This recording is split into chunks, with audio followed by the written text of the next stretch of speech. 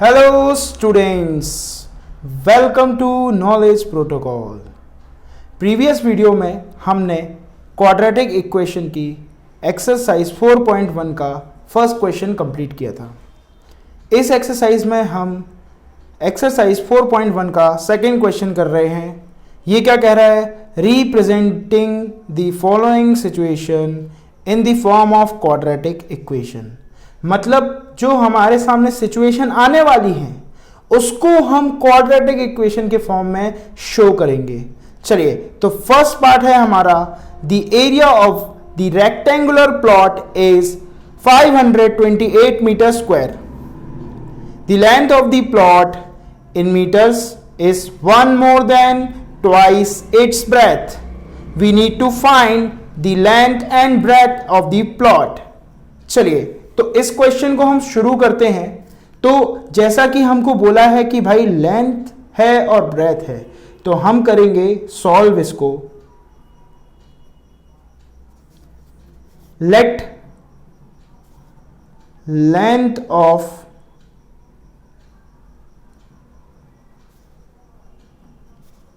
Rectangular plot is equals to y and breadth of rectangular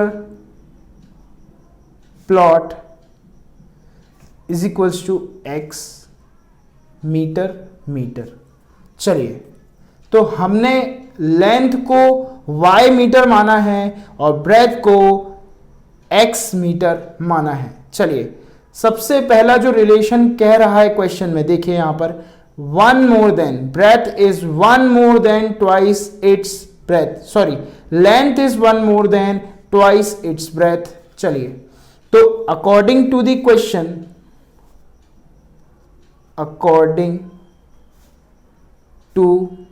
question, क्वेश्चन हमसे क्या कहना चाह रहा है? देखिए, समझिए ध्यान से। जो हमारी लेंथ है, लेंथ मतलब y मीटर, जो हमारी लेंथ है वो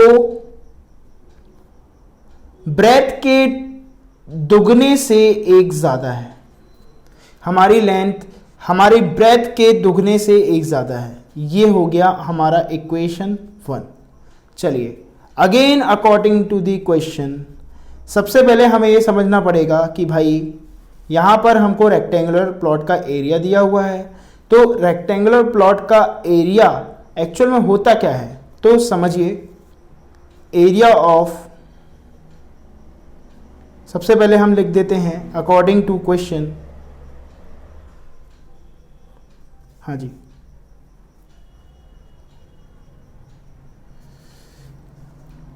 area of rectangular plot is equals to 528 metre square. चलिए, तो यहां देखते हैं आगे रेक्टेंगुलर प्लॉट का एरिया क्या होता है। हमें मालूम है लेंथ इंटू ब्रेथ।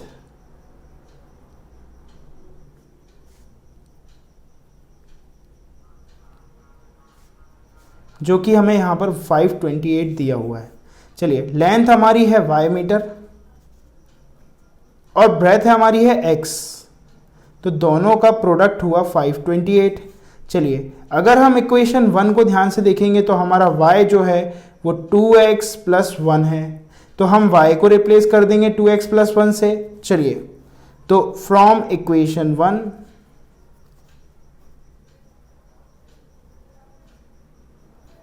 चलिए y को रिप्लेस कर दिया जाए 2x प्लस 1 से।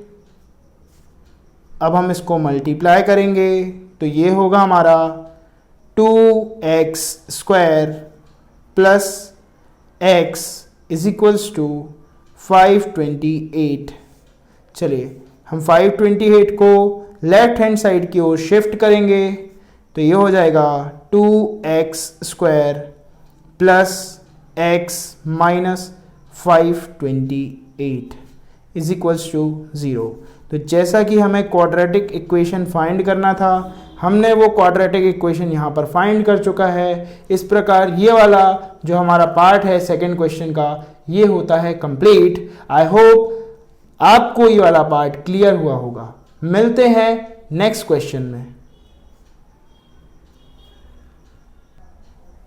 नेक्स्ट क्वेश्चन है हमारा the product of two consecutive positive integer is 306। We need to find the integers. तो सबसे पहले समझते हैं कि इंटीजर्स क्या होता है। तो इंटीजर्स वो सारे नंबर होते हैं जिसमें पॉजिटिव और नेगेटिव मतलब माइनस इनफाइनाइट से प्लस इनफाइनाइट तक के जितने नंबर हैं वो शामिल होते हैं, लेकिन इसमें फ्रैक्शनल नंबर, डेसिमल नंबर और रूट वाले नंबर शामिल नहीं होते। ठीक है, तो अब समझते हैं कि भाई पॉजिटिव नंबर मतलब जो 1 से स्टार्ट हैं और प्लस इनफाइनाइट तक जाते हैं।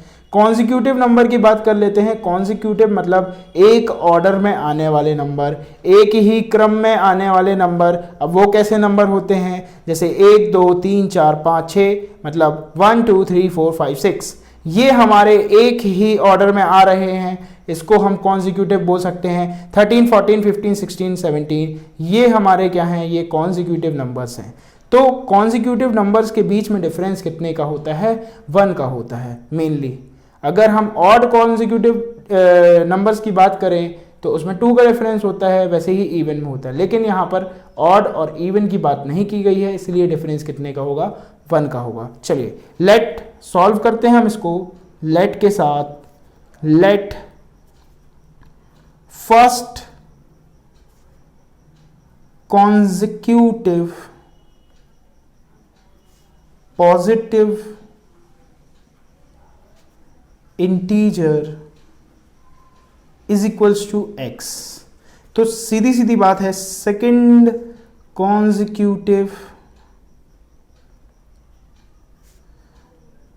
पॉजिटिव इंटीजर हमारा जो होगा वो होगा x प्लस 1, क्योंकि डिफरेंस हमें पता है 1 का होता है। चलिए, तो according to the equation, according to question हमारा क्या कह रहा है, क्वेश्चन बोल रहा है कि first integer into second integer मतलब दोनों का प्रोडक्ट जो है वो 306 है। चलिए, तो फर्स्ट इंटीजर यहां पर क्या है, फर्स्ट इंटीजर है हमारा x, सेकंड इंटीजर क्या है, सेकंड है x plus 1 is equal to 306। चलिए मल्टीप्लाई कर देते हैं, x square plus x is equal to 306। चलिए, तो x square plus x minus 306 is equal to 0। ये होता है हमारा क्वेश्चन खत्म। आई होप ये वाला क्वेश्चन भी आपको बहुत अच्छे से क्लियर हुआ होगा। मिलते हैं नेक्स्ट क्वेश्चन में। चलिए, नेक्स्ट क्वेश्चन है हमारा, Rohan's mother is 26 years older than him. मतलब रोहन की मदर और रोहन में 26 ईयर्स का फर्क है, डिफरेंस है। The product of their edges 3 years from now will be 360। मतलब आज से 3 साल बाद दोनों की एजेस का जो प्रोडक्ट है वो 360 होगा। We would like to find the Rohan's present age. चलिए, तो हमको क्वाड्रेटिक इक्वेशन जो है वो रोहन की प्रेजेंट एज के टर्म्स में शो करना है। तो लेट सॉल्व करेंगे। Let Rohan's present age is equals to x years. चलिए, अब उसकी मदर की प्रेजेंट एज क्या होगी, Rohan's mother's present age is equals to x plus 26 years, क्योंकि मम्मी जो है वो रोहन से 26 ईयर मतलब 26 साल बड़ी है। चलिए, तो अब क्वेश्चन के हिसाब से देखते हैं कि भाई आज से 3 साल बाद दोनों का प्रोडक्ट जो है 360 होगा। तो अकॉर्डिंग टू क्वेश्चन, मतलब क्वेश्चन के अनुसार, क्वेश्चन क्या कह रहा है ध्यान से देखिएगा। क्वेश्चन ये बोल रहा है कि भाई रोहन की एज आज से 3 साल बाद, मतलब रोहन की एज कितनी 3 साल बढ़ जाएगी और उसकी मदर की एज भी 3 साल बढ़ जाएगी और दोनों का प्रोडक्ट जो होगा वो होगा 360।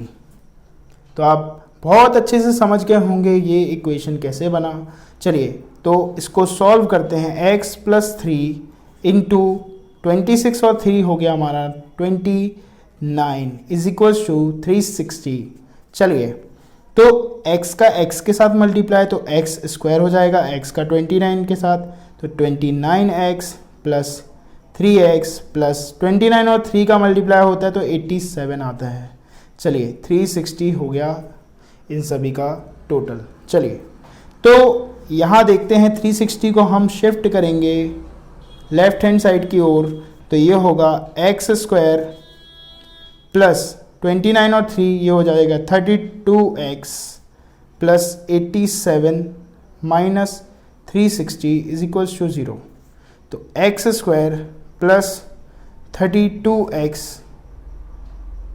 ये दोनों अगर आप कंपेयर करेंगे तो ये बचेगा माइनस 273 इज इक्वल्स टू 0। चलिए हमें क्वाड्रेटिक इक्वेशन फाइंड करना था और हमने फाइंड कर चुका है। मिलते हैं नेक्स्ट क्वेश्चन की ओर।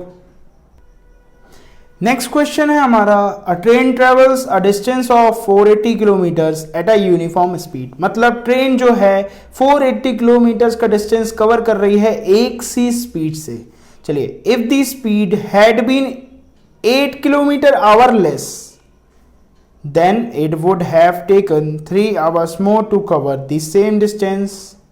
तो आपको भी पता है कि अगर हम स्पीड जो है वो कम कर देंगे तो हमें टाइम थोड़ा ज़्यादा लगेगा। चलिए क्योंकि हमें पता है स्पीड और टाइम के बीच में इनवर्स रिलेशनशिप होता है।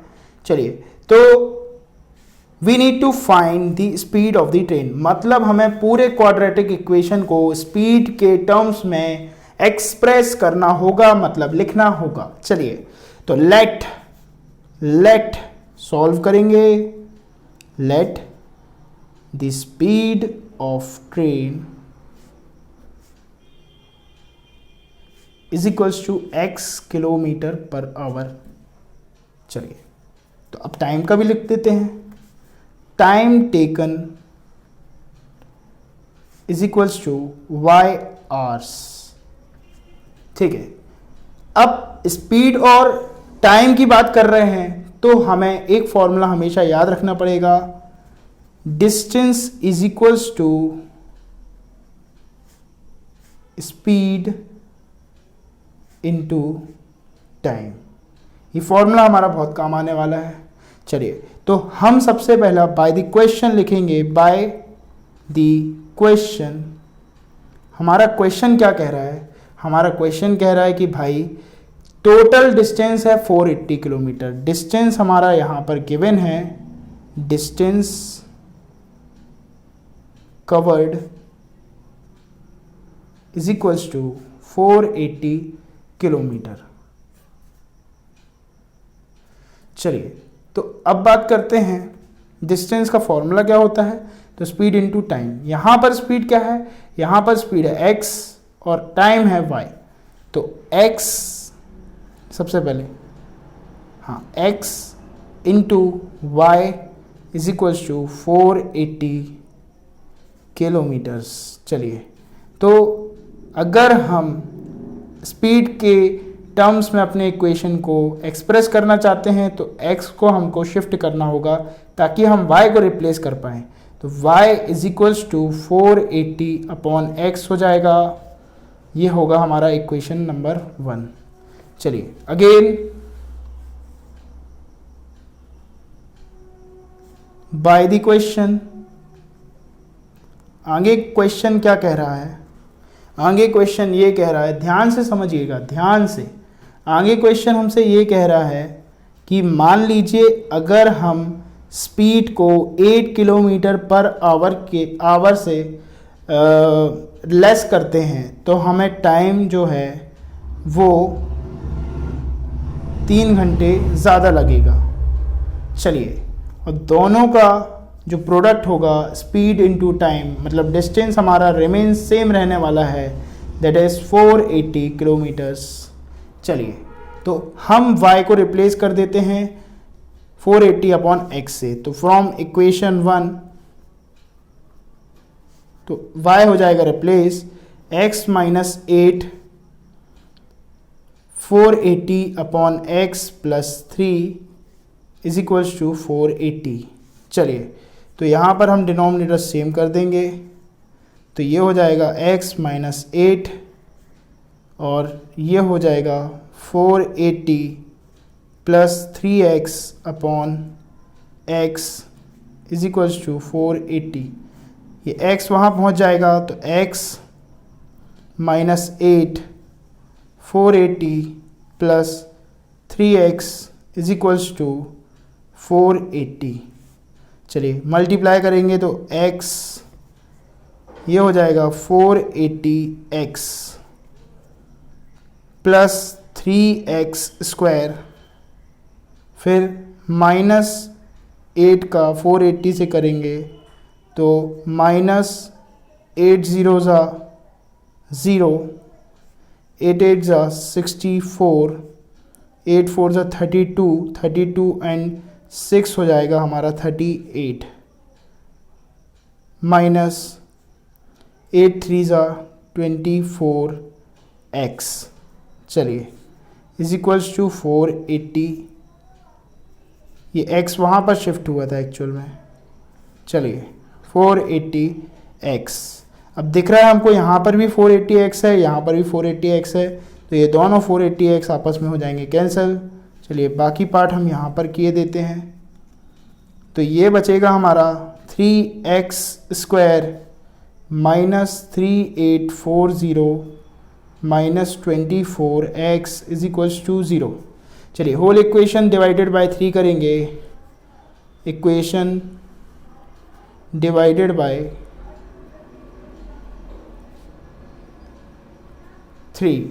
चलिए, ये 3 से डिवाइड होगा तो ये बचेगा x स्क्वायर।